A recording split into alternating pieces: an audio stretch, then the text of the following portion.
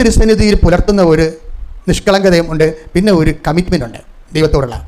നമ്മൾ ഇപ്പോൾ വൈദികനായാലും സിസ്റ്ററായാലും നമ്മൾ വിശ്വാസിയായാലും പരാജയപ്പെടുന്നത് ഈ പുനരുത്ഥാനത്തോടുള്ള ആഭിമുഖ്യത്തിലാണ് പരാജയപ്പെടുന്നത്.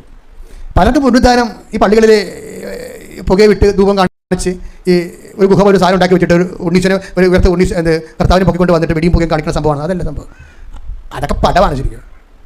എന്താ പുനരുത്ഥാനം? എന്താണ്? കൈമാറണം. കർത്താവ് ആദ്യം കണ്ടത് ആരെയാണ്? മേരി മാഗ്ദലേന. അവൾ പറഞ്ഞു കൈമാറാൻ പറഞ്ഞു, നീ പോയി ശിഷ്യന്മാരെ അറിയിക്കാൻ പറഞ്ഞു, ഞാൻ മരണത്തെ പുനരുദ്ധരിച്ചിരിക്കുന്നു, ജീവനെ പുനരുദ്ധരിച്ചിരിക്കുന്നു എന്ന്. പിന്നെ കണ്ടത് ആരെയാ? ക്ലെയോഫാസിനെയും ശിഷ്യനെയും കൂടി കണ്ടു. അവരോട് പറഞ്ഞു, ഞാൻ ഇവിടെ ഉണ്ട്, പുനരുദ്ധാനം ചെയ്തിരിക്കുന്നു, നിങ്ങൾ പോയി ഈ വിശേഷം ശിഷ്യന്മാരോട് പറയാൻ പറഞ്ഞു. ഉടനെ ശിഷ്യന്മാരോട് ചെന്നിട്ട് ഇവർ പറഞ്ഞു, അവർ വിശ്വസിച്ചില്ല. ഉടനെ 11 പേര് കൂടി ഇരിക്കുമ്പോൾ കർത്താവ് അവിടെ നടുക്ക് വന്നിട്ട് പറഞ്ഞു, നിങ്ങൾ ലോകം മുഴുവൻ പോയി ഈ കണ്ട കാര്യം, ഞാൻ ജീവിച്ചിരിക്കുന്നു, മരണത്തെ പുനരുദ്ധരിച്ചിരിക്കുന്നു, ജീവനെ പുനരുദ്ധരിച്ചിരിക്കുന്നു, ഇനി മരണമില്ല, എത്ര സഹിച്ചാലും നമ്മൾ ജയിക്കും, അത് ജീവിക്കുന്നത് നിങ്ങൾ ഈ പുനരുദ്ധാന സന്ദേശം കൈമാറാൻ പറഞ്ഞു. ലോകം